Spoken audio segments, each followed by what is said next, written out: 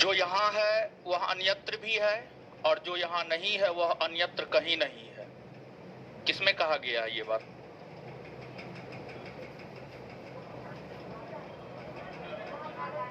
महाभारत में। बैठ जाइए।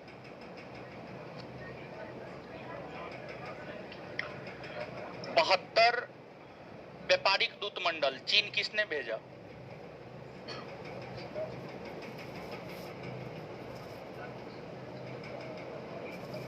इधर चश्मा वाली खड़ा होइए।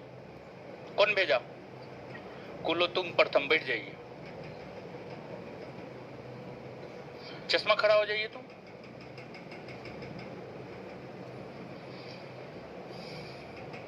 जैसे उत्तर भारत में चिपको आंदोलन हुआ, आगे वाले बैठिए। जैसे उत्तर भारत में चिपको आंदोलन हुआ, दक्षिण भारत में कौन आंदोलन हुआ?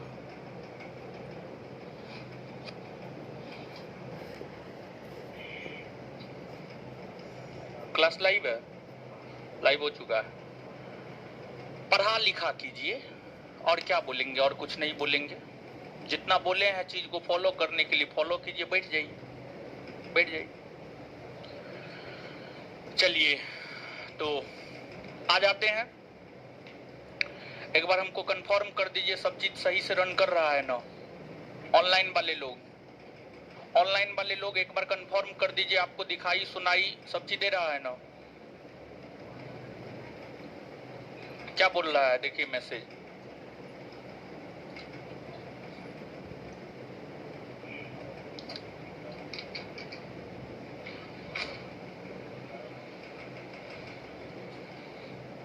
ठीक है।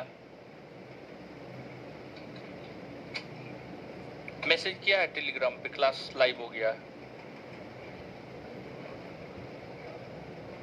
सब चीज ठीक है। चलिए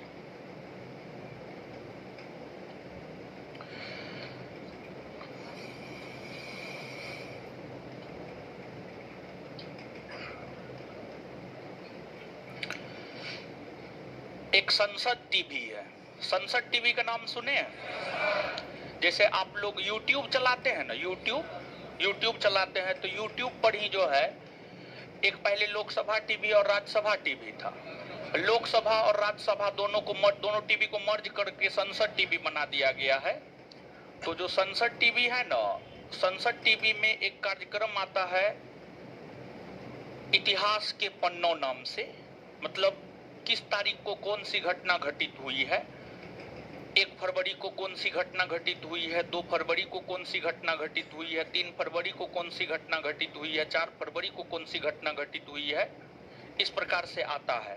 उसका टॉपिक नाम है इतिहास के पन्नों।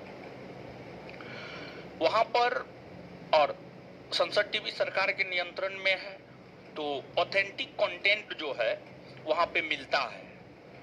तो टेलीग्राम चैनल पर जो है वहां से डेली बेसिस के महत्वपूर्ण चीजों को टाइप करके जो है संस्थान के टेलीग्राम चैनल पर हम डलवा रहे हैं।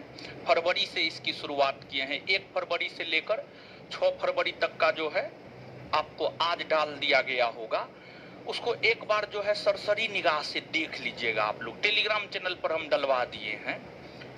तो आपकी बेहतरी के लिए हर संभव हम लोग प्रयास करते हैं और जितना ज्यादा हो सकता है, जितना ज्यादा प्रयास हो सकता है उतना अधिक से अधिक हम लोग प्रयास कर रहे हैं ताकि आपकी तैयारी को एकदम धारदार बनाया जा सके।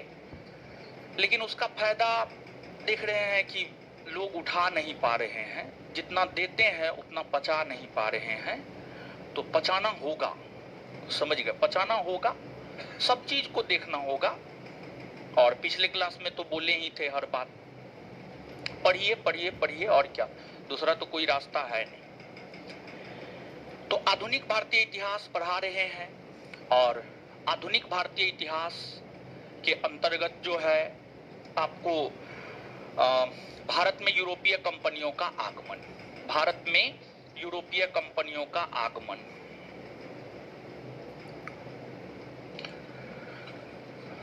भारत में यूरोपीय कंपनियों का आगमन।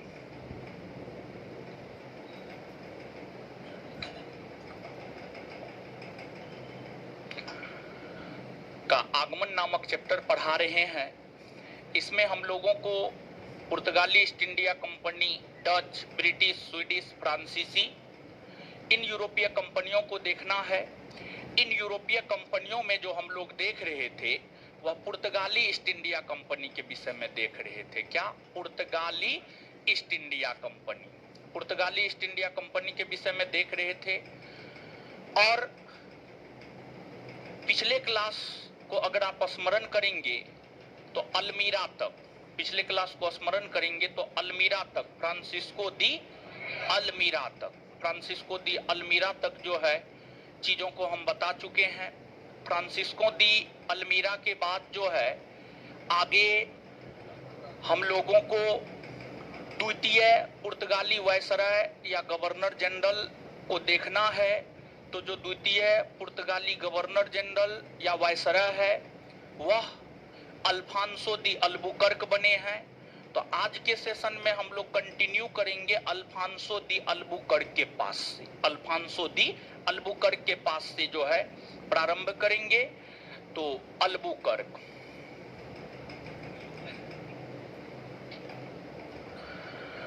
अल्बुकर्क, अल्बुकर्क एज ए पुर्तगाली गवर्नर या वायसराय 1509 से लेकर 1515 ईस्वी तक, 1509 से लेकर 1515 ईस्वी तक जो है आपको 1509 से लेकर 1515 ईस्वी तक जो है अल्बुकर्क, अल्बुकर्क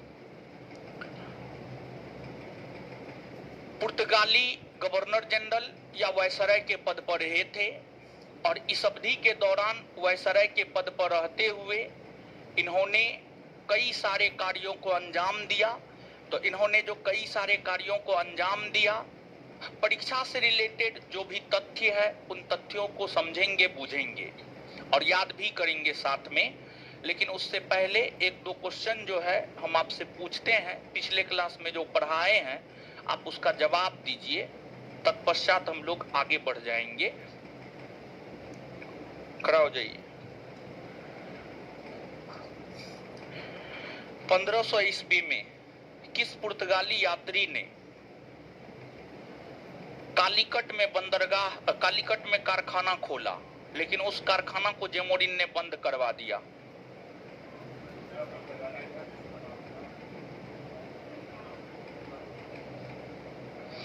अल्ब्रेज कैब्राल। बैठ जाइए।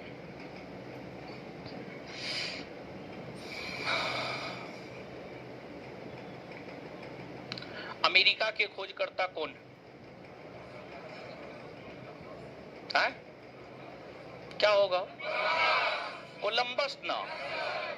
बताइए, पिछले क्लास में बताए हैं। बैठ जाइए।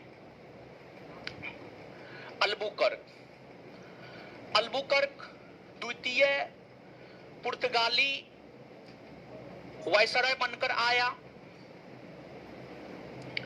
1509 में। इन्हें पुर्तगाली सत्ता का वास्तविक संस्थापक कहा जाता है। इन्हें भारत में पुर्तगाली सत्ता का वास्तविक संस्थापक कहा जाता है। इन्हें भारत में पुर्तगाली सत्ता का वास्तविक संस्थापक इसलिए कहा जाता है, इसलिए कहा जाता है क्योंकि इन्होंने वास्तविक तौर पर भारत में पुर्तगाली सत्ता का विस्तार किया, पुर्तगाली सत्ता का विकास किया। कैसे वास्तविक तौर पर विस्तार और विकास किया? जब ये भारत आए तो भारत आने के बाद इन्होंने भारत के भीतर कुछ नीतियां अपनाई। उस नीतियों ने पुर्तगाली को भारत में मजबूत स्थिति प्रदान की। इन्होंने पुर्तगाली बस्ती बनाना शुरू किया। मतलब पुर्तगाली लोग जहां पर रहेंगे, एक अलग जगह पुर्तगाली लोगों को बसाने के लिए, एक अलग जगह पुर्तगाली लोगों को बसाने के लिए पुर्तगाली बस्ती बनाया जहां पर सिर्फ पुर्तगाली लोग रहते। दूसरा, इन्होंने पुर्तगाली व्यापारियों को, पुर्तगाली कर्मचारियों को, पुर्तगाली सैनिकों को प्रेरित किया कि आप भारतीयों के साथ वैवाहिक संबंध स्थापित कीजिए, और भारतीयों के साथ वैवाहिक संबंध स्थापित करेंगे तो इससे भारत के लोग भी हमें समर्थन प्रदान करेंगे, भारत के लोग भी हमें समर्थन प्रदान करेंगे। अब आप स्वयं सोचिए कि आप अपने ससुराल जाइएगा तो दामाद का कितना मान आदर सम्मान होता है। तो अब पुर्तगाली लोग जो है भारत में अगर भारतीय स्त्री से विवाह करने लगते तो वे लोग भारत के लिए दामाद हो गए। और भारत में तो ये परंपरा है अतिथि देवो भव, ये वाली परंपरा भारत में है। तो इस परंपरा के होने के कारण जो है पुर्तगाली जब भारतीय स्त्री से विवाह करने लगे तो फिर भारतीय लोगों का भी समर्थन पुर्तगालियों को मिलना प्रारंभ हो गया, जिस वजह से पुर्तगाली अपने आप को भारत में शक्तिशाली बनाने में सक्षम हो पाए। और अल्बुकर्क ने भी पुर्तगाली साम्राज्य के विस्तार को लेकर कुछ वर्षों तक ब्लू वाटर पॉलिसी की नीति का अनुसरण किया। ब्लू वाटर पॉलिसी की नीति का अनुसरण इन्होंने भी किया। और अल्बुकर्क ने ब्लू वाटर पॉलिसी की नीति का अनुसरण करते हुए फारस की खाड़ी में स्थित हारमुज बंदरगाह को जीत लिया, हिंद महासागर में स्थित मलक्का द्वीप को जीत लिया, जिसको आज मलेशिया कहते हैं, मलक्का द्वीप को जीत लिया। एक तो इनसे पहले जो अल्मीरा थे, अल्मीरा ने तो पूरे हिंद महासागर पर कब्जा कर रखा था, लेकिन हिंद महासागर के कुछ ऐसे क्षेत्र थे जिस पर पुर्तगालियों का कब्जा नहीं था। तो हिंद महासागर के वैसे क्षेत्र जिस पर पुर्तगालियों का कब्जा नहीं था, उन क्षेत्रों पर भी कब्जा अल्बुकर्क ने किया। अल्बुकर्क ने मलक्का को 1511 ईस्वी में और हारमुज बंदरगाह को 1515 ईस्वी में जीतकर मिला लिया, 1515 ईस्वी में जीतकर मिला लिया। और जब बाद में अल्बुकर्क की आलोचना होने लगी तो अल्बुकर्क ने ब्लू वाटर पॉलिसी का अंत कर दिया। तो यहां पर ध्यान देने वाली बात है, ब्लू वाटर पॉलिसी का प्रचलन अल्मीरा ने किया और उन्होंने हिंद महासागर के समुद्री भाग पर पुर्तगालियों के आधिपत्य को स्थापित किया। बाद में उसका अनुसरण अल्बुकर्क ने भी किया, लेकिन अल्बुकर्क के साम्राज्यवादी नीतियों के कारण जब उनकी आलोचना होने लगी तो उन्होंने ब्लू वाटर पॉलिसी की पद्धति को समाप्त भी कर दिया। ब्लू वाटर पॉलिसी की पद्धति को उन्होंने समाप्त भी कर दिया। दूसरी बात कि आपको जो है यहां पर जब आप मानचित्र पर आएंगे, महाराष्ट्र और कर्नाटका के बीच में यहां पर गोवा है, समझिए गोवा है। गोवा के ऊपर 1510 ईस्वी में बीजापुर के शासकों का शासन हुआ करता था।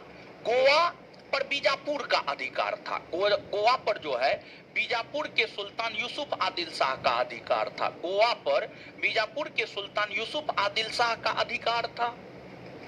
और जब अल्बुकर्क भारत आए तो अल्बुकर्क ने 1510 ईस्वी में बीजापुर के सुल्तान यूसुफ आदिल शाह से जबरन गोवा छीन लिया। तो गोवा को 1510 ईस्वी में पुर्तगाली साम्राज्य में मिलाने का श्रेय अल्बुकर्क को जाता है। तो कुल मिलाकर के अल्बुकर्क ने ब्लू वाटर पॉलिसी के नीति के तहत भारत तथा हिंद महासागर में पुर्तगाली साम्राज्य के विस्तार को आगे बढ़ाने का काम किया और साथ ही साथ उन्होंने पुर्तगाली बस्ती बनाया था और पुर्तगाली बस्ती में उन्होंने यह कानून लागू किया कि वैसी भारतीय स्त्री जो पुर्तगालियों के साथ विवाह करती है, अगर पुर्तगाली पुरुष का निधन भी हो जाता है तो उन्हें सती नहीं होना पड़ेगा। मतलब अल्बुकर्क ने सती प्रथा का अंत किया। यही कारण है कि अल्बुकर्क को राजा राम मोहन राय का पूर्वगामी या अग्रगामी, राजा राम मोहन राय का पूर्वगामी या अग्रगामी कहा जाता है। पूर्वगामी या अग्रगामी कहा जाता है। और फिर 1515 में इन्हें वापस बुला लिया गया। इसके बाद और भी कई सारे पुर्तगाली वायसराय बनकर आए, लेकिन उनका कोई खास ऐतिहासिक महत्व नहीं है। इसके बाद जो अगले पुर्तगाली वायसराय या गवर्नर जनरल बनकर आए हैं, उनका नाम है नीनो दी कुन्हा। जो नीनो दी कुन्हा है, इनका शासनकाल है 1529 से 1538। 1529 से 1538 नीनो दी कुन्हा गवर्नर जनरल या पुर्तगाली वायसराय के पद पर रहे। इनके द्वारा जो किया गया कार्य है, और इनके भी नीतियों को इसलिए याद रखते हैं क्योंकि ये भी साम्राज्यवादी प्रवृत्ति के थे। इन्होंने भी पुर्तगाली साम्राज्य का विस्तार किया है और साथ ही साथ इन्होंने पुर्तगालियों के राजधानी को भी परिवर्तित किया था। जो पुर्तगाली था, पुर्तगाली ने भारत में अपने आप को पश्चिमी तट पर स्थापित किया था। और इस पश्चिमी तट के अंतर्गत भी पुर्तगालियों ने जो सबसे पहले व्यापार करना शुरू किया था, वह आपको केरल से व्यापार करना शुरू किया। तो शुरुआती दिनों में पुर्तगालियों की राजधानी केरल का कोचीन हुआ करता था। केरल का कोचीन पुर्तगालियों के प्रशासनिक केंद्र बिंदु तथा उसकी राजधानी हुआ करती थी। लेकिन नीनो दी कुन्हा ने कोचीन से हटाकर गोवा को अपना प्रशासनिक केंद्र बिंदु तथा अपनी राजधानी बनाने का काम किया। तो जो नीनो दी कुन्हा को अगर हम देखें तो नीनो दी कुन्हा ने 1530 ईस्वी में कोचीन के जगह गोवा को अपने प्रशासन का केंद्र बिंदु तथा पुर्तगालियों का राजधानी बनाया। जब नीनो दी कुन्हा पुर्तगाली वायसराय हुआ करते थे तो इनके समय ही मुगल बादशाह बाबर का 1530 ईस्वी में निधन हो गया और फिर अगले मुगल बादशाह हुमायूं बने थे। अगले मुगल बादशाह जो है आपको हुमायूं बने थे। और जो हुमायूं था, हुमायूं 1530 से 1540, पुनः 1555 से 1556। हुमायूं हमेशा युद्धरत रहे और हुमायूं की अगर हम बात करें तो हुमायूं मुगल बादशाह थे। उनका गुजरात के शासक बहादुर शाह के साथ संबंध बेहतर नहीं था। दोनों बार बार आपस में उलझ रहे थे। तो जो मुगल बादशाह हुमायूं और गुजरात के शासक बहादुर शाह थे, ये दोनों आपस में बार बार उलझ रहे थे। इसी का फायदा नीनो दी कुन्हा ने उठाया और इसका फायदा नीनो दी कुन्हा ने उठा करके बसीन का क्षेत्र और द्वीप का क्षेत्र, बसीन का क्षेत्र और द्वीप का क्षेत्र, ये दोनों द्वीप है, समझ गए। ये दोनों जो है आपको द्वीप है, सॉरी, ये दोनों जो है आपको द्वीप है, द्वीप है। यहां पर इस एरिया में स्थित जो है आपको द्वीप है, बसीन और दीव, बसीन और दीव, बसीन और दीव जो है इस एरिया में स्थित द्वीप है, इस एरिया में स्थित द्वीप है। और यह बसीन और द्वीप पर गुजरात के शासक बहादुर शाह का अधिकार हुआ करता था, गुजरात के शासक बहादुर शाह का अधिकार हुआ करता था। लेकिन बहादुर शाह हुमायूं के साथ युद्ध में व्यस्त थे और हुमायूं के साथ युद्ध में व्यस्त होने के कारण निनोदी कुन्हा ने फायदा उठाया और फिर निनोदी कुन्हा ने बसीन और दीव नामक द्वीप को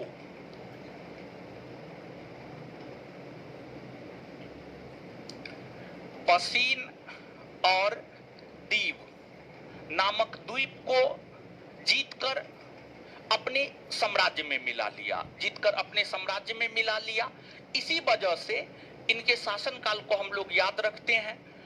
निनोदी कुन्हा के बाद जो अगले पुर्तगाली गवर्नर या वायसराय बनकर आए हैं उनका नाम है गार्सिया दा नारनोन्हा, गार्सिया दा नारनोन्हा,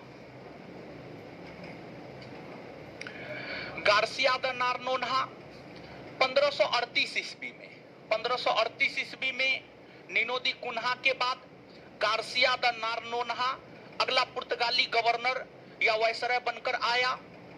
और इनके शासनकाल की हम बात करें तो इनके शासनकाल, गार्सिया दा नारनोन्हा के शासनकाल के दौरान तक जो है पुर्तगाली लगभग गुजरात से लेकर केरल तक, गुजरात से लेकर केरल तक पूरा पश्चिमी तट पर, समझ गए, पूरा पश्चिमी तट पर जो है अपने साम्राज्य को विस्तारित कर लिया था, पूरा पश्चिमी तट पर अपने साम्राज्य को विस्तारित कर लिया। और 1560 ईस्वी तक अगर आप जाकर के देखेंगे तो 1560 ईस्वी तक भारत के भीतर टोटल 60 पुर्तगाली किला, टोटल 60 पुर्तगाली किला जो है गुजरात से लेकर के केरल तक बसाया जा चुका था। 60 किला जो है गुजरात से लेकर केरल तक बसाया जा चुका था। फिर गुजरातियों के पास 100 से अधिक बड़े जहाज थे, 100 से अधिक बड़े जहाज थे। उस समय जहाजों की संख्या, बड़े जहाजों की संख्या इतना किसी के पास नहीं हुआ करता था। तो बहुत ज्यादा किला का विस्तार, बहुत ज्यादा जहाज पुर्तगालियों के पास हुआ करता था। और इसी कारण पुर्तगाली अपने आप को जो है भारत में एक शक्तिशाली यूरोपीय कंपनी के तौर पर उभारने में सफल भी रही। लेकिन पुर्तगालियों का आधिपत्य भारत में बहुत लंबे समय तक नहीं रह सका, पुर्तगालियों का आधिपत्य भारत में बहुत लंबे समय तक नहीं रह सका, बल्कि कुछ ही समय बाद भारत में पुर्तगालियों का पतन होना शुरू हो गया। कुछ ही समय बाद भारत में पुर्तगालियों का पतन होना शुरू हो गया। हुआ ये कि 1580 ईस्वी में, 1580 ईस्वी में स्पेन ने पुर्तगाल पर कब्जा कर लिया, स्पेन ने पुर्तगाल पर कब्जा कर लिया। स्पेन ने 1580 ईस्वी में जब पुर्तगाल पर कब्जा कर लिया, स्पेन ने 1580 ईस्वी में जब पुर्तगाल पर कब्जा कर लिया, यह घटना पुर्तगालियों के लिए एक ऐतिहासिक और सामरिक महत्व का घटना है। और इस एकमात्र घटना ने पुर्तगालियों को भारत तथा पूरे विश्व के व्यापार में कमजोर कर दिया। जब स्पेन का कब्जा पुर्तगाल पर हो गया तो अब स्पेन सभी प्रकार के दिशा निर्देश पुर्तगालियों को देना शुरू कर दिया। पुर्तगाली अपनी मर्जी से अब कुछ भी करने में सक्षम नहीं था। पुर्तगाली अपनी मर्जी से अब कुछ भी करने में सक्षम नहीं रह गया था, बल्कि उसे स्पेन के इशारों पर ही काम करना पड़ता था। और अगर हम स्पेन की बात करें तो स्पेन कभी भी नहीं चाहता कि पुर्तगाली जो है आगे बढ़े, पुर्तगाली आगे बढ़े। दोनों अलग अलग देश है, तो स्पेन क्यों चाहेगा कि पुर्तगाली आगे बढ़े? स्पेन कभी नहीं चाहेगा कि पुर्तगाल जो है आगे बढ़े, पुर्तगाल जो है आगे बढ़े। 1580 की घटना ने भारत में धीरे धीरे पुर्तगालियों के पतन के मार्ग को खोल दिया और पुर्तगालियों का यहीं से पतन होना शुरू हो गया, पुर्तगालियों का यहीं से पतन होना शुरू हो गया। और धीरे धीरे कुछ ही वर्षों बाद पुर्तगालियों के पतन हो गए। तो पुर्तगालियों के पतन की अगर आप बात करेंगे तो पुर्तगालियों के पतन के कई सारे कारण थे।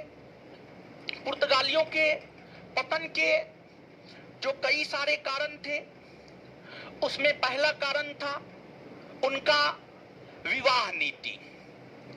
उनका विवाह नीति, विवाह नीति कैसे पुर्तगालियों के पतन का कारण बना? देखिए, कोई भी यूरोपीय कंपनी जब भारत आई थी तो भारत आने के बाद उस कंपनी का पहला उद्देश्य था व्यापार करना, पहला उद्देश्य था व्यापार करना। जब कोई भी यूरोपीय कंपनी व्यापारिक तौर पर अपने आप को भारत में स्थापित कर लेती थी तो उसका दूसरा उद्देश्य होता था भारत के लोगों को ईसाई बनाना, भारत के लोगों को ईसाई बनाना उसका दूसरा लक्ष्य होता था, उसका दूसरा लक्ष्य होता था। तो पुर्तगाली ने भारतीय स्त्रियों के साथ विवाह करना शुरू किया और जब भारतीय स्त्रियों के साथ विवाह करना शुरू किया तो अब पुर्तगाली पुरुष और भारतीय स्त्री तो हमेशा जो वर्चस्व रहा है पुरुषों का रहा है। आप किसी भी जाति, पुरुष किसी भी जाति के हैं, महिला किसी भी जाति की है, पुरुष का जाति ही मान्य होता है, पुरुष का धर्म ही मान्य होता है। महिलाओं को अपना धर्म, अपना जाति त्याग करके पुरुषों के मन मुताबिक ही काम करना होता है। तो जो भारतीय महिलाएं, जो हिंदू थी, मुस्लिम थी, भारतीय महिलाओं को अब ईसाइयों से विवाह करने के बाद, पुर्तगालियों से विवाह करने के बाद ईसाई धर्म को अपनाना पड़ रहा था, ईसाई धर्म को अपनाना पड़ रहा था। तो वैवाहिक नीति ने भारतीयों को ईसाई बनाना शुरू किया और जब वैवाहिक नीति ने भारतीयों को ईसाई बनाना शुरू किया तो भारत के लोगों के दिमाग में धीरे धीरे यह बात बैठ गया कि ये जो पुर्तगाली है ये तो विवाह नामक षड्यंत्र के माध्यम से हमें ईसाई बना रहा है, विवाह नामक षड्यंत्र के माध्यम से हमें ईसाई बना रहा है। तो धीरे धीरे भारत के लोग पुर्तगालियों से कन्नी काटने लगे, पुर्तगालियों से दूरी बनाने लगे, पुर्तगालियों से कन्नी काटने लगे, यानी पुर्तगालियों से दूरी बनाने लगे। और जब भारत के लोग पुर्तगालियों से दूरी बनाने लगे तो यह भी उसके पतन का एक कारण बना। मतलब वैवाहिक नीति के तहत जो यहाँ के लोग उन्हें मदद करता था वही लोग अब मदद करना बंद कर दिया और जब भारत के लोग पुर्तगालियों को मदद करना बंद कर दिया तो स्वाभाविक सी बात है वो भारत में कमजोर होगा और भारत में कमजोर होगा तो उसका पतन हो जाएगा। तो वैवाहिक नीति भी, विवाह की नीति भी उनके पतन का एक कारण बना। दूसरा उसका भ्रष्ट प्रशासन, दूसरा उसका भ्रष्ट प्रशासन। भ्रष्ट प्रशासन, पुर्तगालियों की जो प्रशासनिक व्यवस्था थी काफी भ्रष्ट थी, पुर्तगालियों की प्रशासनिक व्यवस्था काफी भ्रष्ट थी और सब कोई, समझिए हर कोई घूस लेता था, समझिए हर कोई घूस लेता था, ऊपर से लेकर नीचे तक हर कोई व्यापारियों से घूस लेने का काम करता था। तो कुछ भारतीय व्यापारी भी पुर्तगालियों के साथ व्यापार कर रहे थे, कुछ भारतीय व्यापारी भी पुर्तगालियों के साथ व्यापार कर रहे थे। यह भी उनके पतन का एक कारण बना।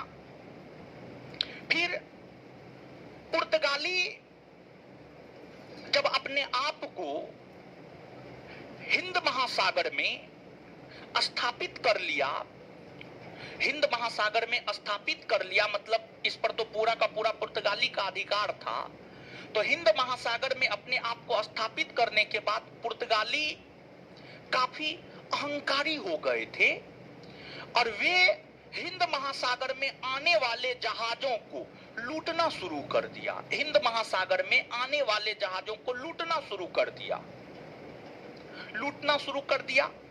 तो उनकी जो लुटेरे वाली नीति थी, उनके लुटेरे वाली नीति के कारण भी पुर्तगालियों का पतन हुआ है। पुर्तगालियों का पतन हुआ है।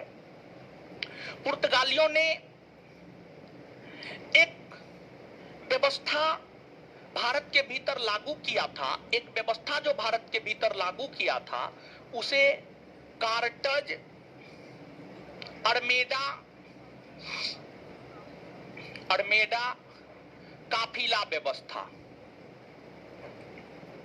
काफिला व्यवस्था, कार्टज अरमेडा काफिला व्यवस्था कहा जाता है। तो ये कार्टज अरमेडा काफिला व्यवस्था क्या है, इसको थोड़ा सा आप समझिएगा। देखिए कार्टज, कार्टज का मतलब होता है परमिट या लाइसेंस, परमिट या लाइसेंस, परमिट या लाइसेंस होता है, परमिट या लाइसेंस होता है। अरमेडा का मतलब होता है जहाजों का जत्था, जहाजों का जत्था, जत्था। और काफिला का मतलब होता है एक सैन्य टुकड़ी, काफिला का मतलब होता है एक सैन्य टुकड़ी, सैन्य टुकड़ी। व्यवस्था का मतलब क्या होता है, ये बात आप समझते होंगे, समझ गए। कार्टेज का मतलब होता है परमिट या लाइसेंस, अरमेडा का मतलब होता है जहाजों का जत्था और काफिला का मतलब होता है एक सैन्य टुकड़ी। इस व्यवस्था को पुर्तगालियों ने लागू किया, पहला पॉइंट ये है। इस व्यवस्था को पुर्तगालियों ने लागू किया, पहला पॉइंट ये है।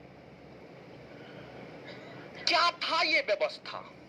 देखिए, आप सभी लोगों को कई दफा हमने अवगत करवाया है कि हिंद महासागर पर किसका अधिकार था? पुर्तगाल। हिंद महासागर का स्वामी अपने आप को कौन कहता था? पुर्तगाली, पुर्तगाली कहता था। तो पुर्तगाली ने यह कहा कि हिंद महासागर पर हमारा कब्जा है और हिंद महासागर पर कब्जा करने में हमें युद्ध लड़ने पड़े हैं, हमें युद्ध लड़ने पड़े हैं। तो हिंद महासागर पर हमारा कब्जा है। अगर कोई भी व्यापारी हिंद महासागर में व्यापार करना चाहता है तो उसे हमसे लाइसेंस लेना पड़ेगा, परमिट लेना पड़ेगा, कार्टेज लेना पड़ेगा। उसे हमसे लाइसेंस लेना पड़ेगा, परमिट लेना पड़ेगा या कार्टेज लेना पड़ेगा। जो हमसे लाइसेंस लेगा और लाइसेंस लेकर हिंद महासागर में व्यापार करेगा तो उसे हिंद महासागर में हम सुरक्षा प्रदान करेंगे, उसके जहाज को हिंद महासागर में हम सुरक्षा प्रदान करेंगे।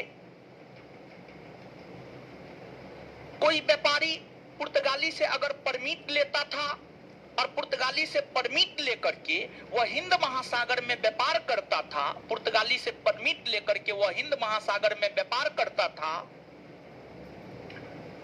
तो उस व्यापारी के आगे पीछे, उस व्यापारी के जहाज के आगे भी और उस व्यापारी के जहाज के पीछे भी पुर्तगाली सैन्य टुकड़ी का एक काफिला चलता था। पुर्तगाली सैन्य टुकड़ी का एक काफिला चलता था ताकि उस व्यापारी को हिंद महासागर में सुरक्षा प्रदान की जा सके और उसे लूटा नहीं जा सके। जैसे इस बात को आप समझिएगा, जैसे प्रधानमंत्री होते हैं, मुख्यमंत्री होते हैं, उनके आगे पीछे काफिला चलता है, उनके आगे पीछे काफिला उनकी सुरक्षा को लेकर चलता है, उनके आगे पीछे काफिला उनकी सुरक्षा को लेकर चलता है। देखिए, लोग जितना आगे जाता है, ठीक है, जितना आगे जाता है उतने ही ज्यादा उनके समर्थक भी होते हैं और उतने ही ज्यादा उनके विरोधी भी होते हैं, उतने ही ज्यादा उनके विरोधी भी होते हैं। तो इसलिए पीएम सीएम सबको जो है सुरक्षा दिया जाना आवश्यक है, क्योंकि भारत की 140 करोड़ जनसंख्या है। अब 140 करोड़ लोगों की पसंद तो मोदी जी नहीं हो सकते हैं। मोदी जी तो 20, 30, 40 करोड़ लोगों की पसंद हो सकते हैं, बाद बाकी लोग तो उनको पसंद नहीं ही करेंगे। तो जो लोग उन्हें पसंद नहीं करते हैं, जो उनसे नफरत करते हैं, उनसे मोदी जी को डर है। और देश के प्रधानमंत्री हैं, अगर उनका आकस्मिक निधन हो जाता है, आकस्मिक उनकी हत्या हो जाती है, तो फिर देश की जो व्यवस्था है, देश की जो राजनीतिक व्यवस्था है, वो चरमरा जाएगी, आपातकाल जैसी स्थिति हो जाएगी। तो उन्हें सुरक्षा दिया जाना चाहिए, ये अच्छी व्यवस्था है अपने आप में। तो आप समझ पा रहे हैं कि कार्टेज अरमेडा काफिला व्यवस्था क्या है। एक बार फिर से समझिएगा। आप सभी लोग इस बात से अवगत हैं कि जो हिंद महासागर था, हिंद महासागर पर किसका कब्जा था? हिंद महासागर पर पुर्तगाली का कब्जा था। हिंद महासागर पर पुर्तगाली का कब्जा था और पुर्तगाली ने यह व्यवस्था कर रखा था कि अगर कोई भी व्यक्ति हिंद महासागर में व्यापार करना चाहता है, अगर कोई भी व्यक्ति हिंद महासागर में व्यापार करना चाहता है, तो उन्हें पुर्तगालियों से कार्टेज खरीदना पड़ेगा, यानी पुर्तगालियों से लाइसेंस लेना पड़ेगा, पुर्तगालियों से लाइसेंस लेना पड़ेगा।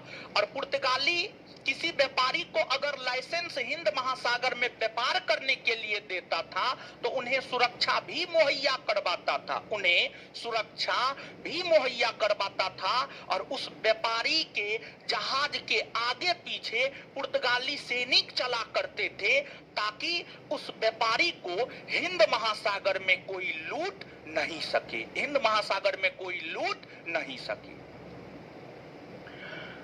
और मुगल बादशाह अकबर का नाम आप सुने होंगे। मुगल बादशाह अकबर का शासनकाल 1556 से 1605। मुगल बादशाह अकबर के समय ही मुगलों का पुर्तगालियों के साथ व्यापारिक संबंध स्थापित हुआ था। जो मुगल थे, मुगलों का पुर्तगालियों के साथ व्यापारिक संबंध बादशाह अकबर के समय स्थापित हुआ था। अकबर को हिंद महासागर में व्यापार करना था, तो अकबर ने भी पुर्तगालियों से कार्टेज खरीदा, अकबर ने पुर्तगालियों से कार्टेज खरीदा। लेकिन अगर कोई व्यापारी बिना कार्टेज के हिंद महासागर आ जाता था, तो उसको पुर्तगाली ही लूट लेता था, उसको सबसे पहले पुर्तगाली ही लूटता था। और लुटेरा भी कोई और नहीं था, बल्कि हिंद महासागर में लुटेरा भी कौन था? पुर्तगाली ही था, दूसरा कोई आकर के नहीं लूटता था। समझ गए? तो ये सब उनके पतन के कारण बने। साथ ही साथ यहां पर हमने आपको कार्टेज व्यवस्था से भी अवगत करवाया। इसके अलावे जो पुर्तगाली है, इसके अलावे जो पुर्तगाली है, पुर्तगालियों के भारत आगमन से भारत में, पुर्तगालियों के भारत आगमन से भारत में कई प्रकार, भारत में कई प्रकार की चीजों का विकास हुआ, कई प्रकार की चीजों का विकास हुआ। मतलब पुर्तगालियों की भारत में कई सारी देन है, पुर्तगालियों की भारत में कई सारी देन है। जैसे आप यहाँ आए हैं, आप यहाँ आए हैं तो निश्चित तौर पर कुछ ना कुछ तो लेकर के ही जाइएगा, समझिए, कुछ ना कुछ लेकर के आप निश्चित तौर पर जाइएगा।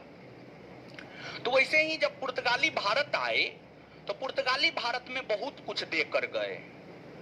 सबसे पहली बात, पुर्तगालियों के भारत आगमन से भारत में गौथिक स्थापत्य कला का विकास हुआ। भारत में गौथिक स्थापत्य कला, भारत में गौथिक स्थापत्य कला का विकास हुआ, गौथिक स्थापत्य कला का विकास हुआ। गौथिक स्थापत्य कला क्या है?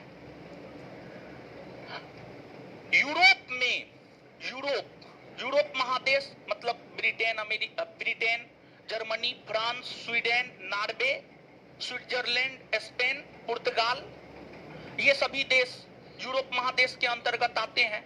यूरोप महादेश में भवन निर्माण की जो कला है, देखिए हर शहर में, हर शहर में, हर राज्य में, हर देश में और हर महादेश में भवन निर्माण की अलग अलग कला विद्यमान है। भवन निर्माण की अलग अलग कला विद्यमान है। जैसे भारत में भवन निर्माण की अलग कला है, ब्रिटेन में अलग कला है। भारतीय घर के समान ब्रिटेन का घर नहीं है, ब्रिटेन के घर के समान भारतीय घर नहीं है।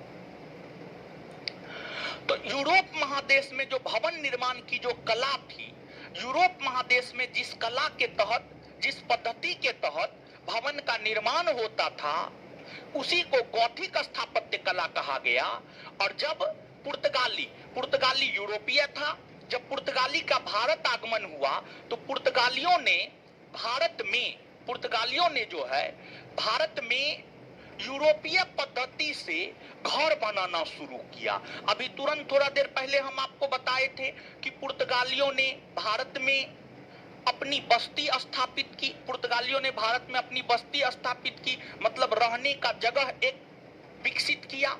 पुर्तगालियों ने जो भारत में रहने का एक जगह विकसित किया, वहां पर जिस कला के तहत घर का निर्माण किया वही गॉथिक स्थापत्य कला था। तो एक लाइन में गॉथिक स्थापत्य कला को लेकर हम कह सकते हैं यूरोपीय भवन निर्माण की पद्धति। यूरोपीय भवन निर्माण की पद्धति को गॉथिक स्थापत्य कला कहा गया और पुर्तगालियों के आगमन से भारत में गॉथिक स्थापत्य कला का विकास हुआ। दूसरा, पुर्तगालियों के भारत आगमन से जहाज निर्माण होना शुरू हुआ। पुर्तगाली लोग समुद्री मार्ग से, जहाज से ही भारत आए थे, जहाज से भारत आए थे। तो कहीं ना कहीं पुर्तगाली लोग जहाज से अवगत थे, जहाज निर्माण कला से भी अवगत थे। तो पुर्तगालियों ने भारत में जहाज का निर्माण करना शुरू किया। तो भारत के लोग जहाज निर्माण कला से परिचित पुर्तगालियों के कारण हुए। फिर पुर्तगालियों ने भारत में प्रेस का विकास किया। पुर्तगालियों ने भारत में प्रेस का विकास किया। प्रेस यानी समाचार पत्र। आज तो प्रेस का महत्व घट गया है। आज तो सोशल मीडिया का जमाना है। लोग यूट्यूब पर या अन्य जगह से समाचार प्राप्त कर लेते हैं, टीवी से, रेडियो से, सुन करके, देख करके। लेकिन पहले तो रेडियो, टेलीविजन, यूट्यूब नहीं हुआ करता था। तो उस समय जो सूचना का एक महत्वपूर्ण जरिया था वह आपको समाचार पेपर था। सूचना का एक महत्वपूर्ण जरिया था वह आपको समाचार पेपर था। समाचार पेपर मतलब आप ऐसे समझिए इसको कि दैनिक जागरण, हिंदुस्तान, दैनिक भास्कर, अखबार समझिए, times of India, the Hindu, ये सभी समाचार पत्र। तो उस समय जो है सूचना के लिए पेपर में चीजें छपा करती थी। तो पेपर में चीजों को छापने की प्रथा की शुरुआत, अर्थात प्रेस की शुरुआत करने का श्रेय पुर्तगाली को जाता है। प्रेस की शुरुआत करने का श्रेय किसे जाता है? पुर्तगाली। फिर पुर्तगाली जब भारत आए तो पुर्तगालियों ने यह देखा कि भारत के लोग मक्का से, तंबाकू से, आलू से परिचित नहीं है। तो पुर्तगाली मक्का, तंबाकू, आलू, ये सब चीज जो है मध्य अमेरिका से भारत लाया। भारत के लोग जो तंबाकू, मक्का और आलू से परिचित हुए हैं, तंबाकू, मक्का और आलू से परिचित हुए हैं, इसका भी श्रेय जो है आपको पुर्तगालियों को ही जाता है। ये सभी पुर्तगालियों की देन है। अब हम चाहेंगे कि आप जो है अल्बुकर्क से लेकर के पुर्तगालियों की देन और कार्टेज अरमेडा काफिला व्यवस्था तक हमने आपको पढ़ाया है। आप नोट में एक बार इसको पढ़ लीजिए तो स्वयं से 1 मिनट में नोट में पढ़िए। और नोट सब लोग निकाले कि नहीं निकाले? आए, नोट है ना सबके पास जी? किसके पास नहीं है नोट? नहीं है, हाथ खड़ा कीजिए तो। काहे नोट काहे नहीं है? पहला क्लास है। टेलीग्राम पे नोट डाले हुए हैं, ठीक है।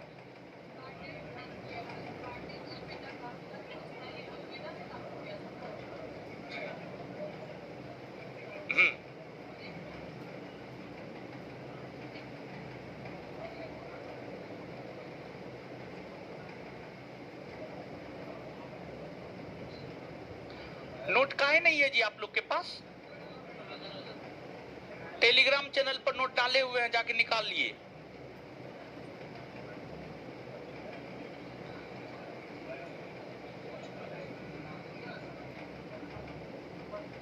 है?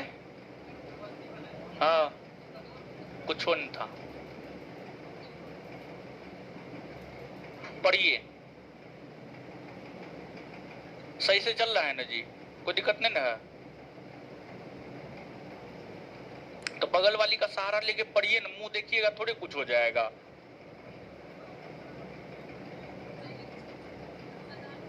है? मजार क्या होता है? हे भगवान,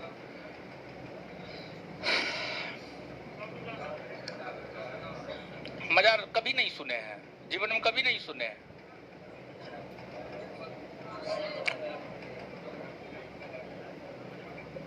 न्यूज और नहीं पढ़ते हैं कि मुख्यमंत्री फलना के मजार पे जाकर के चादर चढ़ाया। हाँ,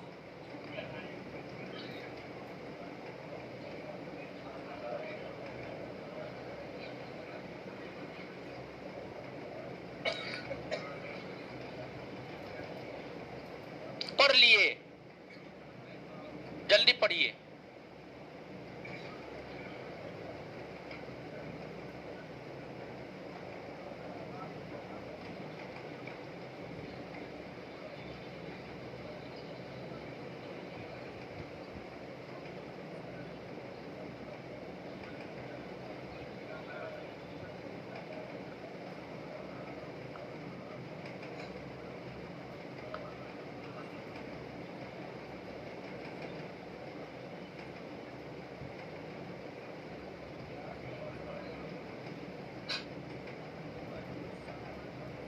पढ़ लिए, चलिए आइए तो 1 मिनट।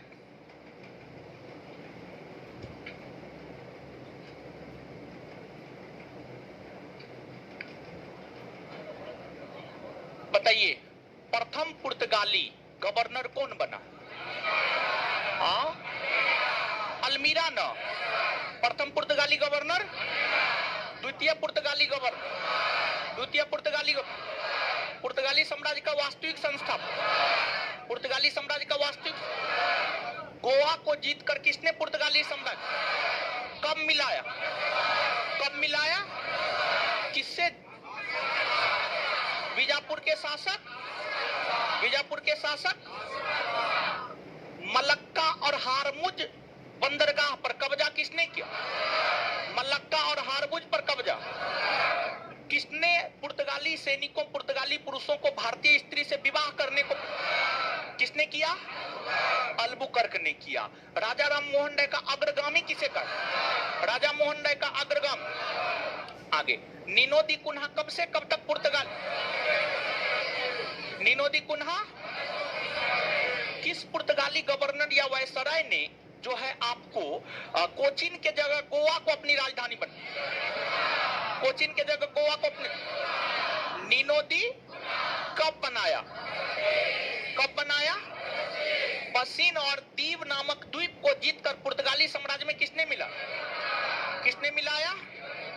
नीनो दी कुन्हा के बाद कौन बने? गार्सिया दी। स्पेन ने पुर्तगाल पर कब्जा कब किया? स्पेन ने पुर्तगाल पर कब्जा कब किया? कब किया? अच्छा, एक बात बताए, कार्टेज का अर्थ क्या होता है? कार्टेज का अर्थ क्या होता है? हिंद महासागर का स्वामी किस यूरोपीय कंपनी को? हिंद महासागर का स्वामी। और इसके बाद आगे बताइएगा, मुगल और पुर्तगाली के बीच संबंध किस बादशाह के समय था?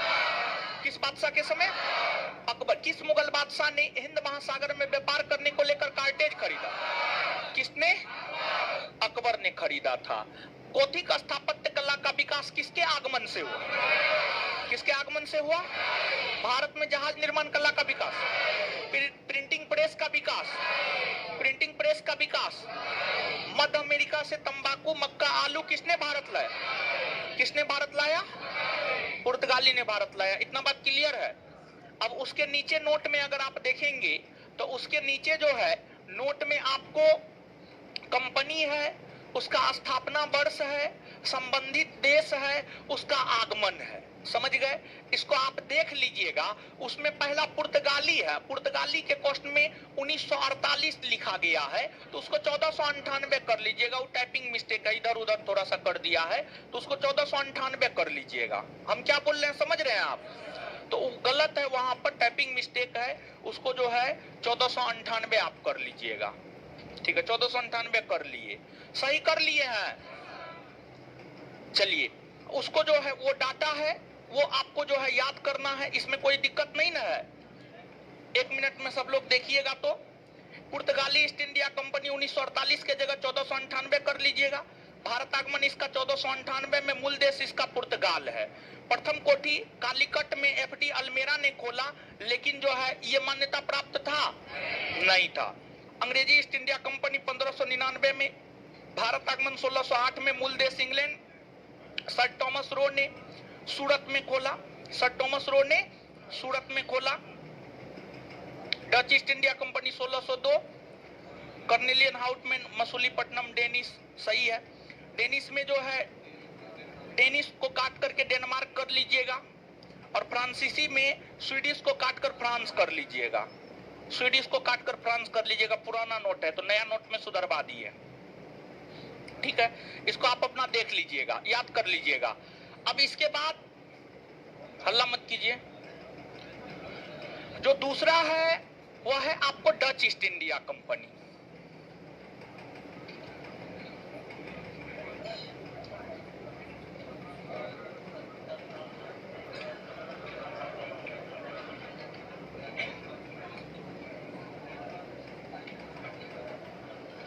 Dutch East India company, Dutch East India company. देखिए ध्यान दीजिएगा, आइएगा आप, हल्ला मत कीजिए, हल्ला मत कीजिए आप लोग। देखिए, जो आपको नीदरलैंड के लोग थे, नीदरलैंड यूरोप महादेश में ही एक देश है आपको नीदरलैंड, जिसको पहले हॉलैंड भी कहा जाता था, यहां पर है आपको नीदरलैंड। ठीक है, यहां पर आपको फ्रांस और जर्मनी, फ्रांस और जर्मनी के ऊपरी भाग में यहां पर है आपको नीदरलैंड। और नीदरलैंड को ही पहले हॉलैंड भी कहा जाता था, तो नीदरलैंड या हॉलैंड के निवासी को ही डच कहा जाता था। नीदरलैंड या हॉलैंड के निवासी को डच कहा जाता था।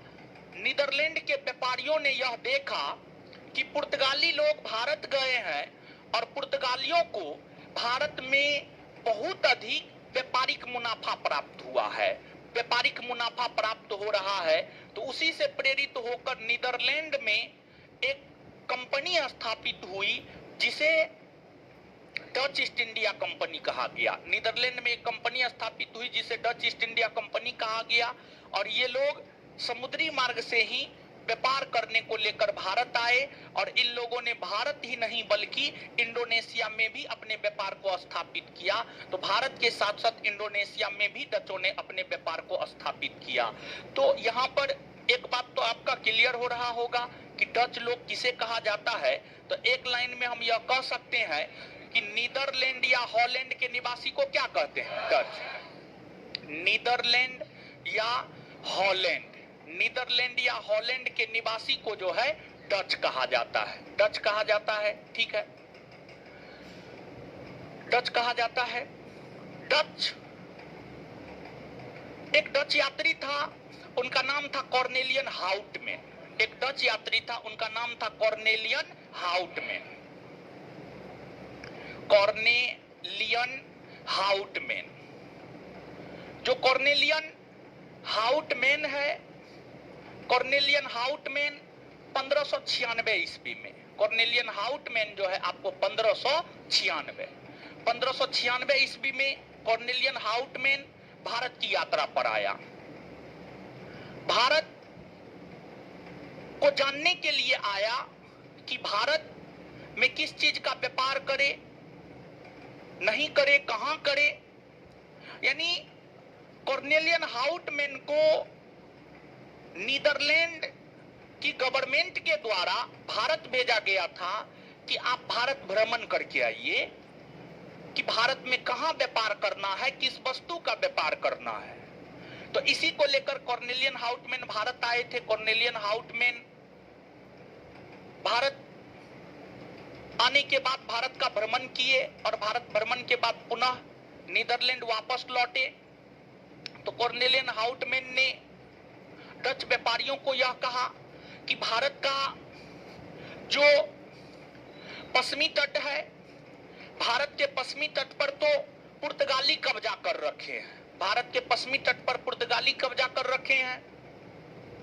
तो अगर डच लोग भारत के साथ व्यापार करना चाहता है तो डच लोगों को भारत के पूर्वी तट पर अपना व्यापारिक कारखाना खोलना होगा और यहीं से अपने व्यापार को नियंत्रित करना होगा, यहीं से अपने व्यापार को नियंत्रित करना होगा। और इसलिए जो डच लोग भारत के पूर्वी तट को अपने व्यापार का केंद्र बिंदु बनाया। डच लोग भारत के पूर्वी तट को अपने व्यापार का केंद्र बिंदु बनाया। तो मतलब एगो तट तो खाली है, मतलब भारत में व्यापार किया जा सकता है। इस बात से कॉर्नेलियन हाउटमैन ने डच लोगों को और डच व्यापारियों को आश्वस्त किया, डच लोग और डच व्यापारियों को आश्वस्त किया।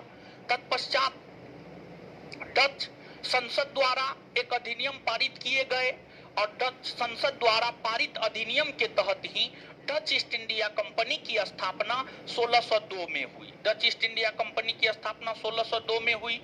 1602 में जो डच ईस्ट इंडिया कंपनी की स्थापना हुई उसे बेरिंग दे ऑस्टे इंडसे कंपनी, बेरिंग दे ऑस्टे इंडसे कंपनी कहा गया, बेरिंग दे ऑस्टे इंडसे कंपनी कहा गया। और यह कंपनी भारत व्यापार करने के लिए आई और जब यह कंपनी भारत व्यापार करने के लिए आई तो इस कंपनी ने अपना व्यापारिक कारखाना भारत में खोला। इस कंपनी ने अपना पहला व्यापारिक कारखाना 1605 ईस्वी में, अपना पहला व्यापारिक कारखाना 1605 ईस्वी में आंध्र प्रदेश के मसूलीपट्टनम में खोला। आंध्र प्रदेश के मसूलीपट्टनम, आंध्र प्रदेश के मसूलीपट्टनम में खोला। फिर इस कंपनी ने आंध्र प्रदेश और तमिलनाडु के सीमा पर स्थित पुलिकट, समझ गए, पुलिकट में अपना दूसरा व्यापारिक कोठी 1610 ईस्वी में खोला, 1610 ईस्वी में खोला। फिर जो है आगे चल करके ओडिशा में अपना व्यापारिक कोठी खोला, बंगाल में अपना व्यापारिक कोठी खोला। डचों ने बंगाल में जो अपना व्यापारिक कोठी खोला था, डचों ने बंगाल में सबसे पहले पिपली में अपना व्यापारिक कोठी खोला। पिपली के बाद जो है बालासोर में अपना व्यापारिक कोठी खोला और बालासोर के बाद जो है आपको चिंसूरा में अपना व्यापारिक कोठी खोला, चिंसूरा में अपना व्यापारिक कोठी खोला। तो पुर्तगालियों ने डचों ने बंगाल के पिपली में सबसे पहले व्यापारिक कोठी खोला, बाद में पिपली से हटाकर बालासोर लाया और बालासोर से हटाकर चिंसूरा लाया, बालासोर से हटाकर चिंसूरा लाया, चिंसूरा लाया। और चिंसूरा में अपना व्यापारिक कोठी खोलने के बाद डचों ने वहां पर एक किले का निर्माण किया। चिंसूरा में डचों ने एक किले का निर्माण किया और चिंसूरा में जो डचों ने एक किले का निर्माण किया उसे गुस्तावूस कहा गया, समझ गए, उसे जो है उसे गुस्तावूस कहा गया।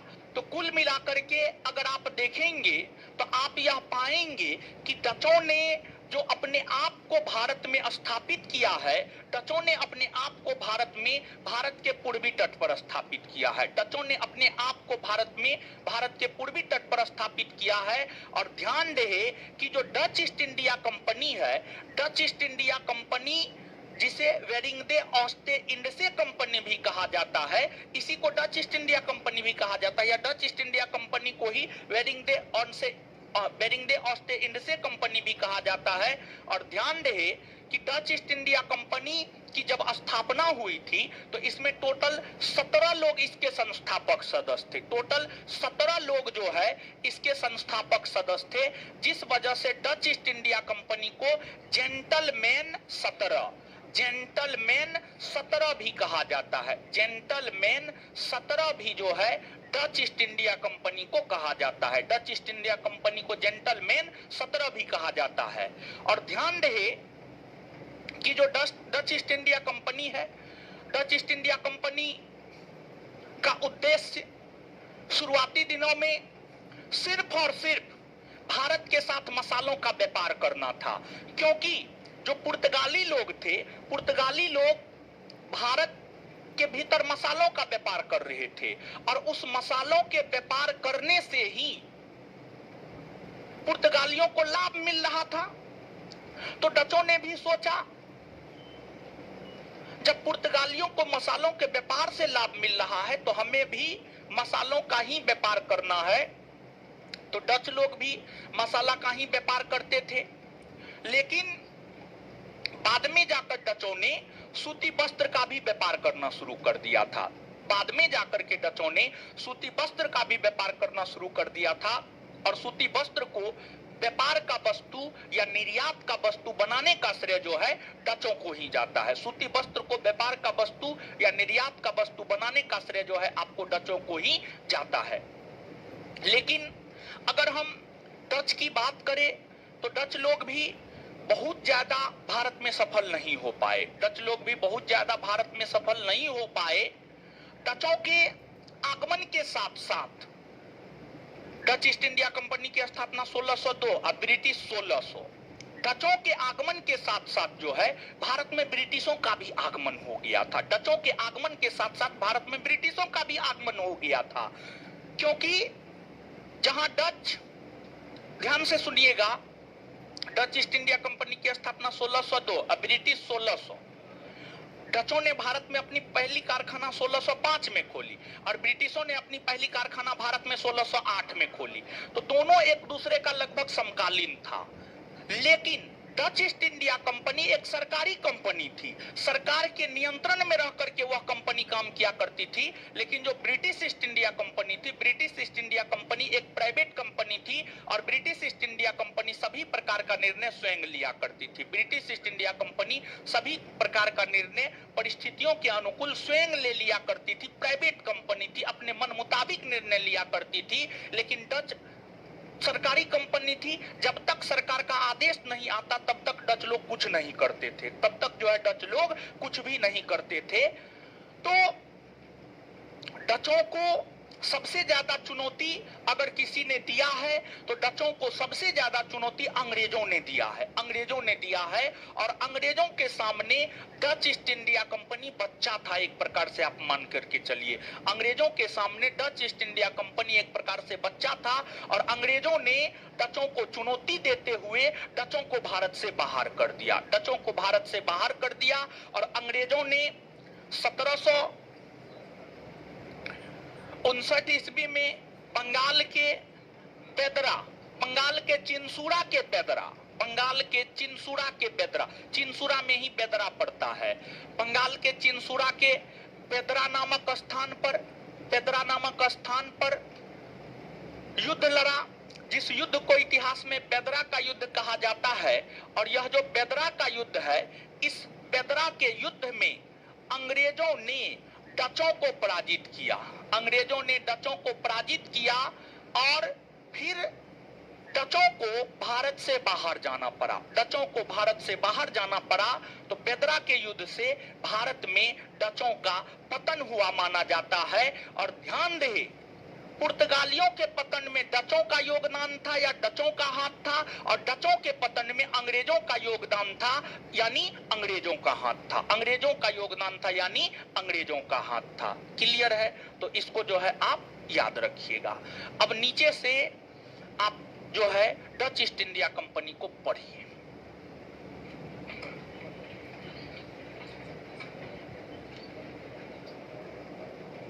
पढ़िए डच ईस्ट इंडिया कंपनी को।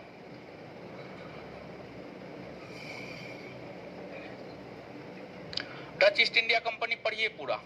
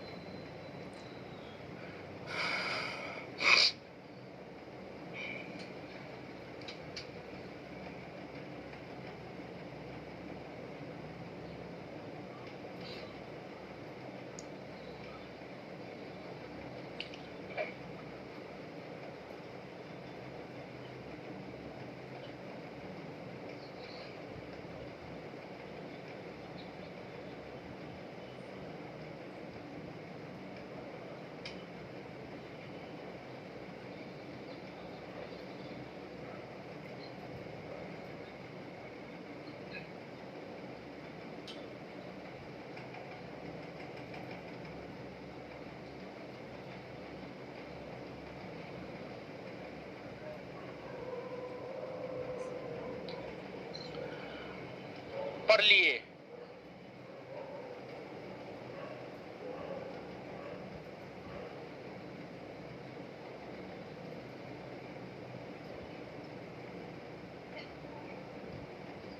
पढ़ लिए हो?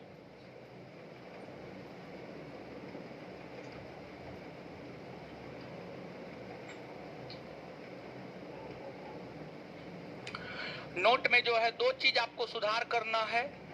एक चीज, कॉर्नेलियन हाउटमैन 1595 नहीं बल्कि 1596 में आया है, और दूसरा पुलिकट जो है आंध्र प्रदेश तमिलनाडु के सीमा पर है। पुलिकट आंध्र प्रदेश और तमिलनाडु के सीमा पर है। नोट में दो चीज को सही करना है।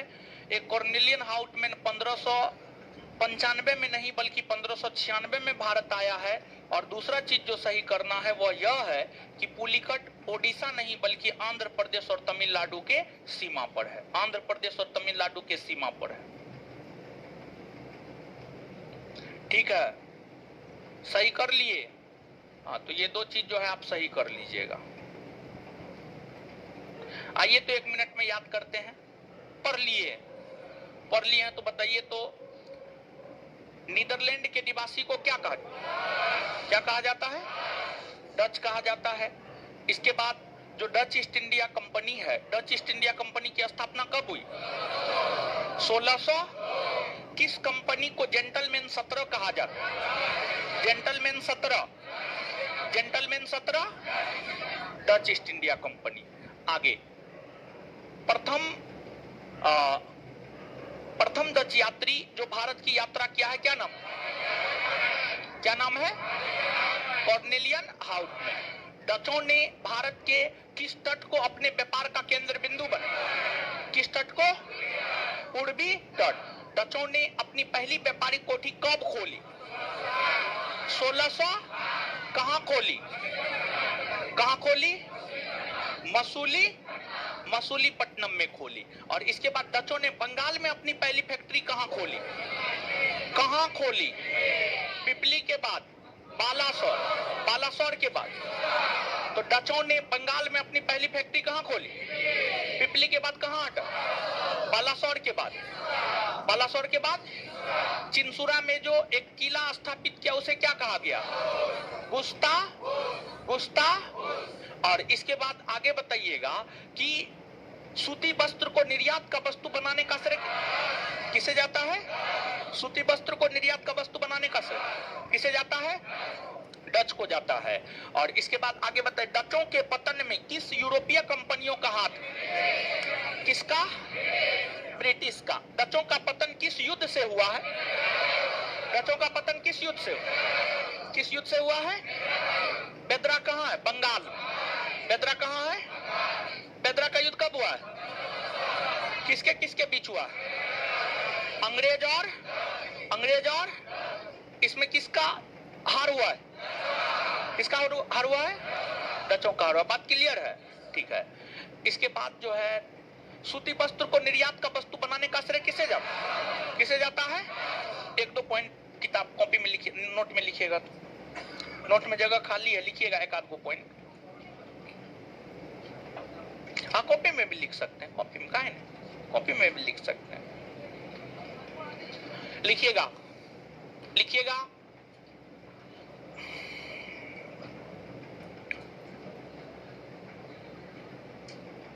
मुगलों के साथ पुर्तगालियों का संबंध। मुगलों के साथ पुर्तगालियों का संबंध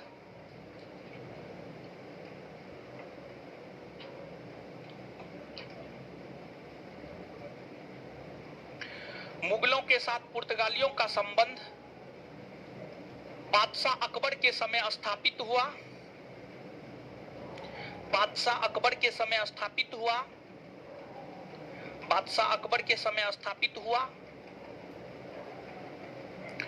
बादशाह अकबर के समय स्थापित हुआ। अकबर ने हिंद महासागर में व्यापार करने को लेकर अकबर ने हिंद महासागर में व्यापार करने को लेकर अकबर ने हिंद महासागर में व्यापार करने को लेकर अकबर ने हिंद महासागर में व्यापार करने को लेकर अकबर ने हिंद महासागर में व्यापार करने को लेकर पुर्तगालियों से कार्टेज खरीदा, पुर्तगालियों से कार्टेज खरीदा, पुर्तगालियों से कार्टेज खरीदा,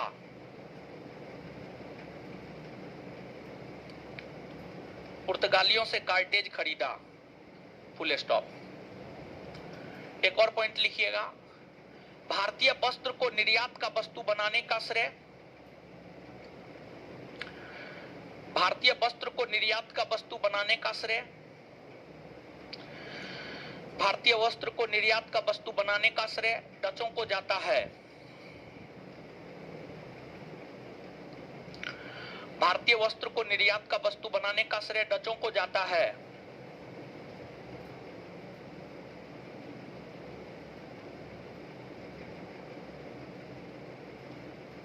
अगला पॉइंट, भारत में स्थित Dutch East India Company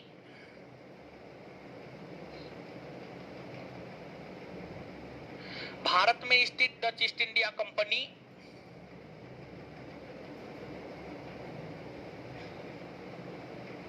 Bharat में स्थित Dutch East India Company Indonesia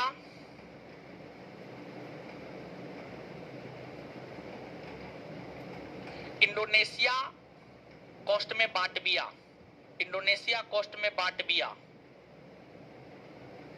Indonesia में एक स्थान है बाटविया। इंडोनेशिया के बाटविया में डचों का मुख्यालय हुआ करता था। इंडोनेशिया के बाटविया में डचों का मुख्यालय हुआ करता था। इंडोनेशिया के बाटविया में डचों का मुख्यालय हुआ करता था। लिखना न है, बता रहे हैं ये बात। भारत में स्थित Dutch East India Company Indonesia coast में बाटविया,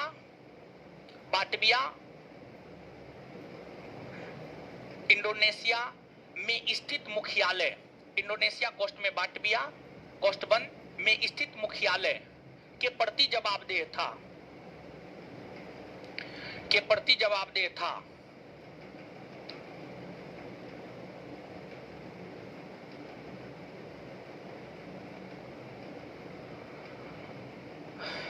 पुर्तगालियों ने, अगला पॉइंट, पुर्तगालियों ने भारत के पश्चिमी तट, पुर्तगालियों ने भारत के पश्चिमी तट तथा डचों ने, पुर्तगालियों ने भारत के पश्चिमी तट तथा डचों ने भारत के पूर्वी तट, भारत के पूर्वी तट को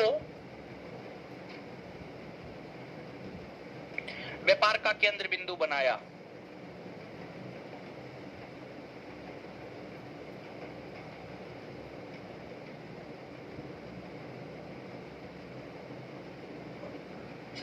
ठीक है, तो आपको जो है इसके बाद जब अंग्रेज आया तो अंग्रेज देखा कि जो है, अंग्रेज देखा कि जो भारत है, भारत के पश्चिमी तट पर पुर्तगाली है और पूर्वी तट पर डच है, तो यहाँ दो जगह तो हम नहीं ही ठहर सकते हैं।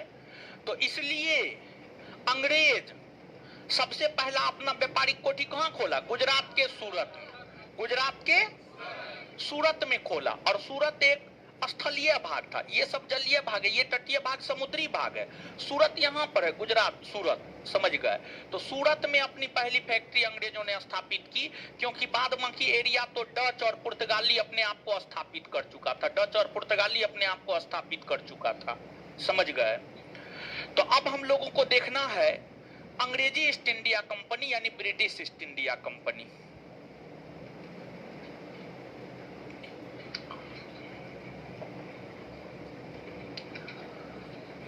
अंग्रेजी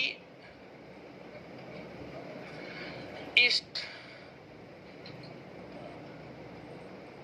इंडिया कंपनी,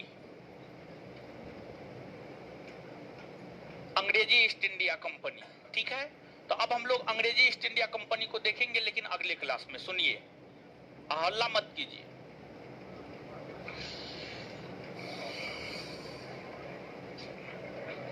होमवर्क सब पूछना है और होमवर्क नहीं दिए थे? नहीं दिए थे तो देंगे, समझाएंगे हर बात, ठीक है। लेकिन आंसर नहीं दिए थे टेलीग्राम पे, खैर कोई बात नहीं है, दीजिए ना टेस्ट वाला दीजिए।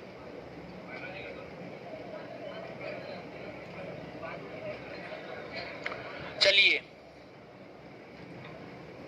खड़ा हो जाइए उधर।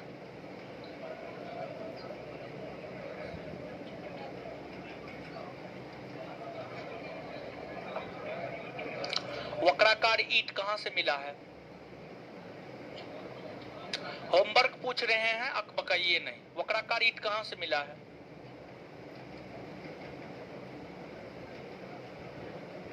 चश्मा वाला खड़ा हो जाइए। किस विद्वान ने कहा है कि यदि रजिया स्त्री न होती तो उसका नाम भारत के महान शासकों में लिया जाता? बैठ जाइए। चलिए उधर है हीरो है, जैकेट खड़ा होइए उधर। हाँ नहीं नहीं, आगे वाले बैठे। अकबर ने काबुल का अभियान कब किया?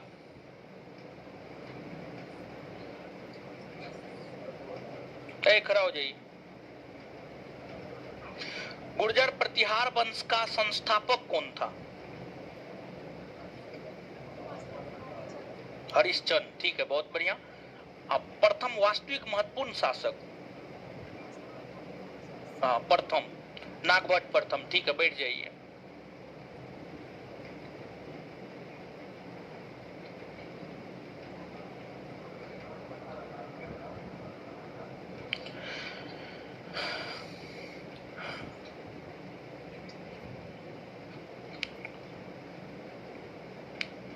कौटिल्य ने मोक्ष शब्द का प्रयोग किसके लिए किया?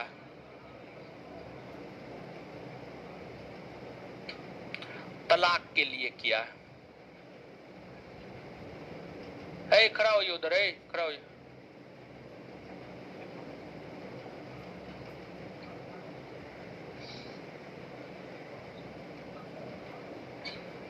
इलाहाबाद के क्षेत्र में 1857 के विद्रोह को किसने दबाया?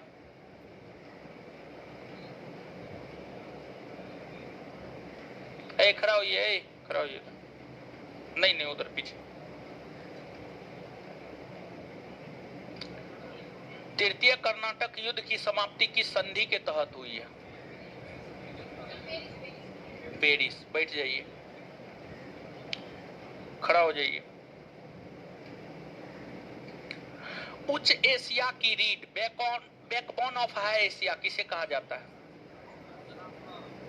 फ्रांस को, ठीक है, फ्रांस को कहा जाता है। सही बोला है लड़का। खड़ा हो जाइए, खड़ा होइए उधर उधर। पीला टी शर्ट। अखिल भारतीय हथकरघा बोर्ड का गठन कब हुआ है?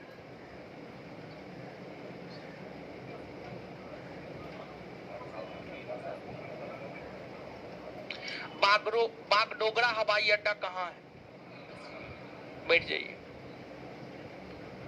चलिए उधर खड़ा होइए तो, खड़ा होइए उधर। नहीं नहीं, उसके पीछे। हाँ,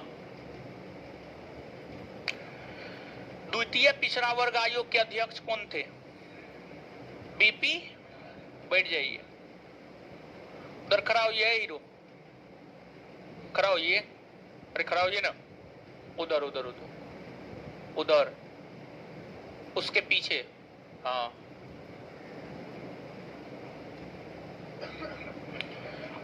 आगे वाले बैठिए।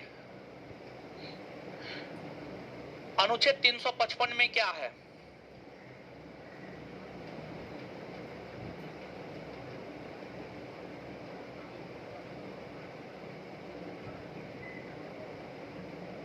खड़ा होइए। परिवार नियोजन कार्यक्रम की शुरुआत कब से हुई है? 1912? नहीं नहीं हुआ। जल प्रदूषण नियंत्रण एवं निवारण अधिनियम कब पारित हुआ है? नहीं याद है तो खड़ा रहिए। खड़ा होइए तो इधर।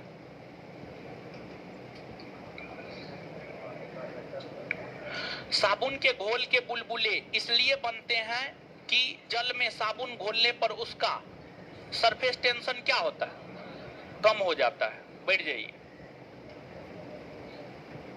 खड़ा हो जाइए।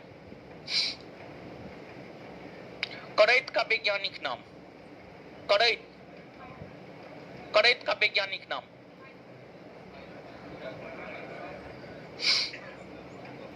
खड़ा हो जाइए। टेकोमीटर क्या मापता है, वायुयान की गति। बैठ जाइए। उधर चश्मा वाली खड़ा होइए, खड़ा होइए। हाँ, आगे वाली बैठिए। नहीं नहीं, आप लोग बैठिए उधर। हाँ,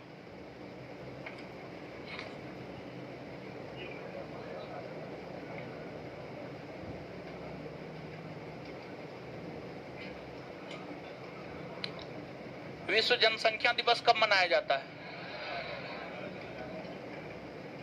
कहाँ बोल रही है? ना, नहीं हुआ। पटाऊ सिंड्रोम क्या है, इससे क्या होता है?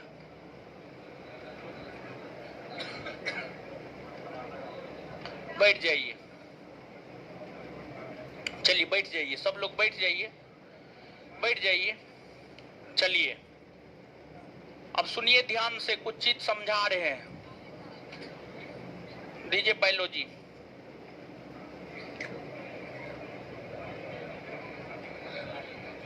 खड़ा हो जाइए।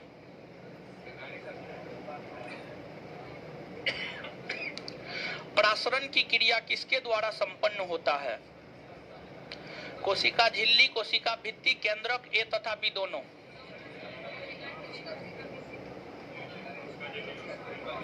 कोशिका झिल्ली होगा। आंसर ए है। नहीं हुआ क्वेश्चन का वैल्यू। ग्रेनम कहां पाया जाता है? माइट्रो गलत है, क्लोरोप्लास्ट में पाया जाता है। खड़ा रहिए। चलिए उधर खड़ा होइए, खड़ा होइए उधर। हाँ,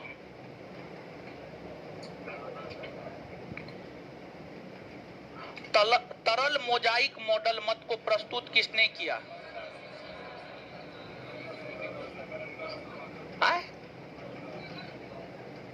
सिंगर और बैठ जाइए, खड़ा होइए, टोपी वाला खड़ा होइए। हाँ, पौधों की कोशिकाओं को संरचनात्मक दृढ़ता प्रदान कौन करता है? Cell wall, cellulose, cellulose. खड़ा होइए उधर। अरे बगल वाले। वास्तविक केंद्रक किसमें अनुपस्थित होता है? जीवाणु। बैठ जाइए, खड़ा होइए। प्रोटीन निर्माण का सक्रिय स्थल राइबोसोम। बैठ जाइए। उधर पीछे वाली लड़की खड़ा होइए तो जी,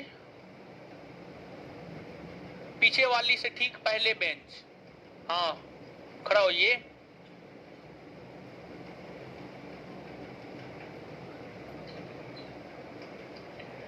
माइटोसिस के सबसे कम समय में पूर्ण होने वाली अवस्था क्या कहलाती है? एनाफेज। बैठ जाइए।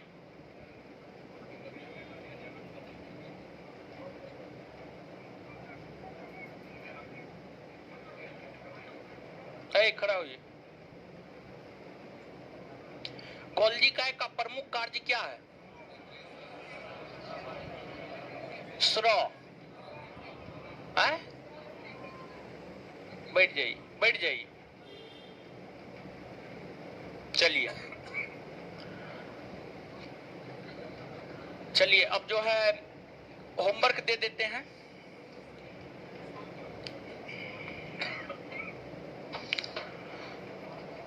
होमवर्क क्या दे, कहां से दे? सुनिए, हल्ला नहीं कीजिए, हल्ला नहीं कीजिए, होमवर्क दे रहे हैं, सुनिए, समझिए चीजों को। आपको जो है होमवर्क दे रहे हैं, बायोलॉजी का आंसर जो है, बायोलॉजी का आंसर है मेरे पास, लेकिन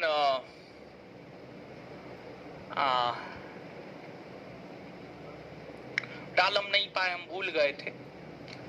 तो होमवर्क जो है बायोलॉजी का दूसरा चैप्टर है, ठीक है। बायोलॉजी का दूसरा चैप्टर ऑब्जेक्टिव याद करके आना है। और इसके बाद जो है आपको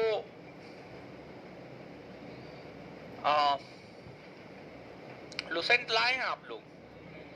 नहीं लाए हैं? लुसेंट से भी होमवर्क दे रहे हैं आप, ठीक है। ज्योग्राफी 1 है, इंडियन ज्योग्राफी हो गया, इंडियन ज्योग्राफी पूरा हो गया। हाँ है, दीजिए। लुसेंट है तो सुनिए, हल्ला नहीं कीजिए। लुसेंट में इतिहास, प्राचीन भारत का इतिहास, प्राचीन भारत का इतिहास, प्राचीन भारत का इतिहास में जो है पहला चैप्टर कर लीजिएगा पूरा। प्राचीन भारतीय इतिहास के स्रोत, पहला चैप्टर पूरा कर लीजिएगा। पढ़ा दिए हैं, बहुत ज्यादा चीज याद होगा, 2 4 गो 5 गो 10 गो चीज होगा जो आपको याद नहीं होगा, ठीक है। तो इसको याद करके आप लोग आइएगा, ठीक है। तो बायोलॉजी में दूसरा चैप्टर होमवर्क है, बैठे रहिए आप लोग। बायोलॉजी में दूसरा चैप्टर होमवर्क है, बैठे रहिए आप लोग। और इतिहास में लुसेंट में पहला चैप्टर दिए हैं, तो ये आपका होमवर्क है। ऑफलाइन वाले लोग बैठे रहिएगा, और ऑनलाइन वाले लोग जो है बस इतना ही आज के लिए। आज से आगे जो